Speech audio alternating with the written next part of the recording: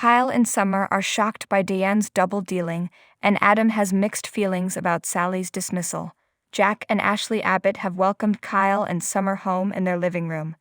Ashley divulges to the group that Diane and Tucker have had some progress. Similar tales. Spoilers for The Young and the Restless, the week of November 1 to 4. Diane walks into society and immediately sees Tucker. She thinks about going up to him and urging him to back off, but ultimately decides against it. She can't give up now. The stakes are too high. A grin spreads across his face.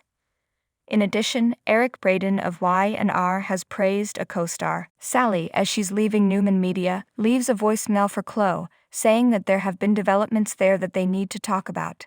As Adam enters looking for Chloe, she cuts off communication. When she says her successor, he is taken aback. Sally informs him that she and Chloe were fired. This is insanity to Adam. Sally is concerned that she won't be able to contact Chloe to let her know. If he wants, she can deliver a message to her. Adam is worried about Chelsea and wants to know whether Chloe has heard from her. Sally will inform her of this. Adam thinks it would be foolish to let Sally depart from Newman Media because she has done so well there. To try to understand the Newmans, Sally says with a shrug, is a waste of time. Even though she hopped through every hoop while wearing heels, it was not a complete surprise. Nick is crabby with Victoria in Newman's main office, complaining about how she should never have replaced Sally with Nate. Victoria casually tells him that he needs to be on board because Nate has accepted her offer.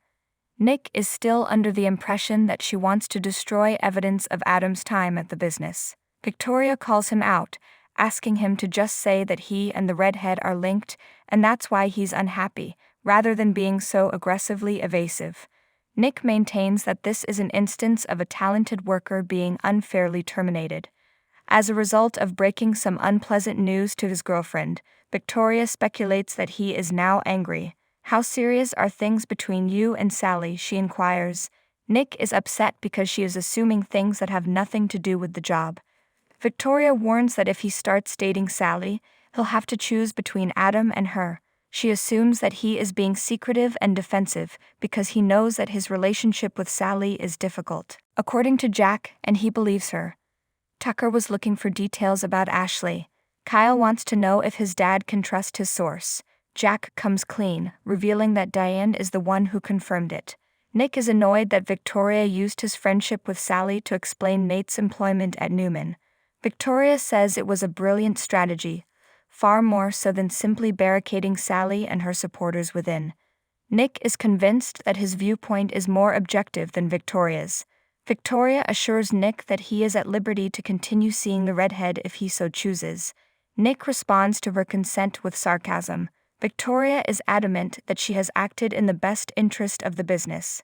The apparition of Victor, who adds, "I agree," confirms this. Sally at Newman Media tells Adam he can't trash Nick over this because he tried so hard to sway Victoria's decision. It was all her choice, not that he cares.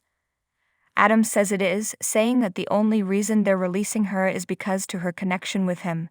Despite her hostility for Summer, he offers to make an attempt to obtain her anything from Jabut.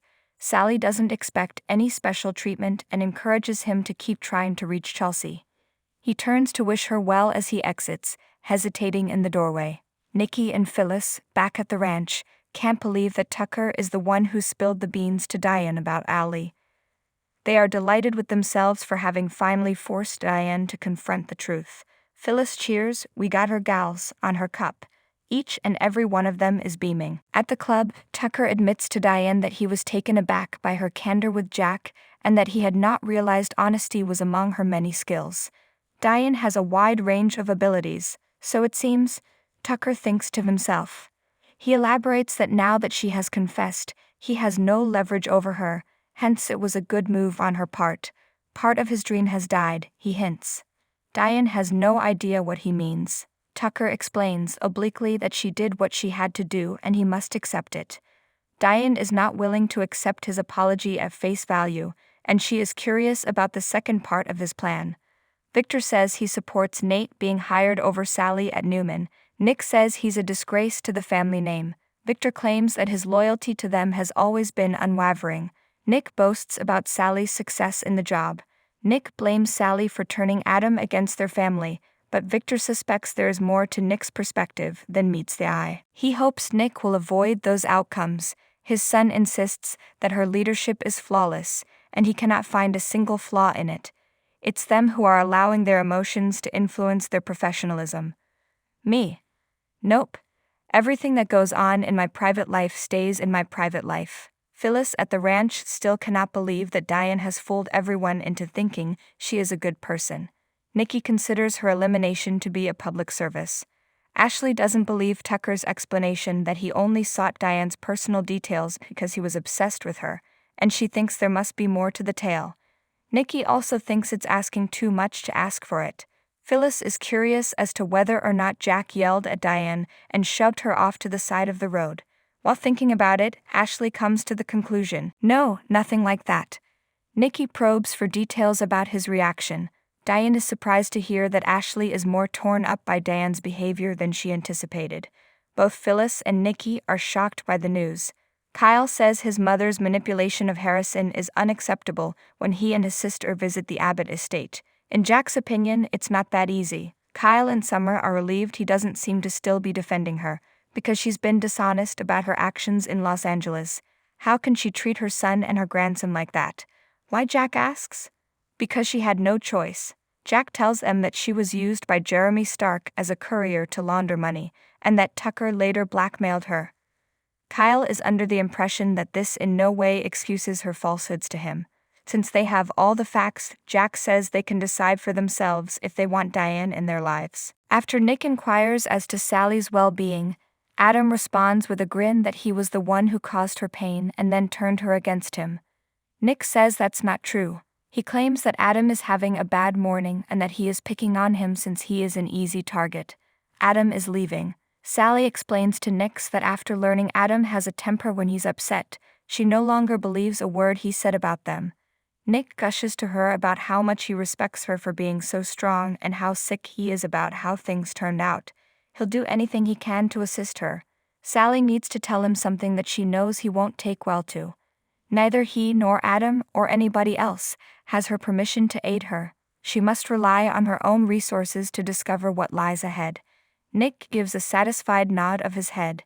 In the Abbott home, Jack orders Kyle and Summer to stay quiet about what they've heard about Diane. Tucker desired Jabot, and Diane finds this out at the society. She points out that despite his desires, she was never in a position to see Jabot's financial records. She wonders what he would have done with the information if she had gotten it, and she wonders why he would want to take Jabot away from Ashley if he really wants her back. Tucker says, "Who said I'm trying to take it away from Ashley?" to confirm his seriousness about his exes.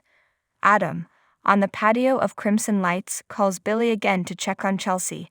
As soon as he sees Nick inside, he goes over to tell him off for shattering Sally's dreams. Nick isn't in the fighting mood and insists he had nothing to do with the termination. To get under Adam's skin, the accusation of infidelity comes as no surprise. Nick claims that he never even considered him. Adam is concerned that he has exhausted his amusement value and that she is expendable. Kyle would prefer it if it didn't get out to everyone in town. The timing of Summer's disclosure of this information seems odd. A distressed Phyllis worries about Jack's decision to forgive Diane at the ranch. Nikki is astonished, and Ashley thinks Jenkins' manipulations to be repulsive. Nikki wonders how Ashley and Tucker are doing and considers that they may have it in with Diane's co-conspirator. Ash says that he and Diane are just two lost people asking for mercy. After taking in Ashley's understanding expression, Phyllis concludes that she must take responsibility for the situation. She plans to follow up and make sure the whore doesn't get away with anything. At the society meeting, Diane inquires as to the meaning of Tucker's statement that he had no plans to remove Jabot from Ashley's custody. "What are your future plans?"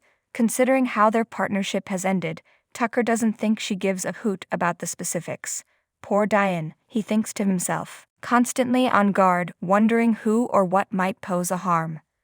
At the Abbott residence, Kyle tells Summer that he has mixed feelings about his mother after learning that she was used by two strong men. There is less internal struggle for Summer. She is furious that her mother lied to her. At that very moment, Phyllis knocks on the door, searching for Jack. She sees that they aren't smiling very much. Kyle claims that they understand why she is trying to locate his dad. That they now know about Tucker and Diane makes Phyllis very happy. Summer complains because they all know she and Talia Morgan kept on dating despite her promises to stop. Contrary to popular belief, Phyllis is not the villain in this story. Stay away from me. As she predicted, Diane can't be relied upon. So kids, what are you going to do about Diane now?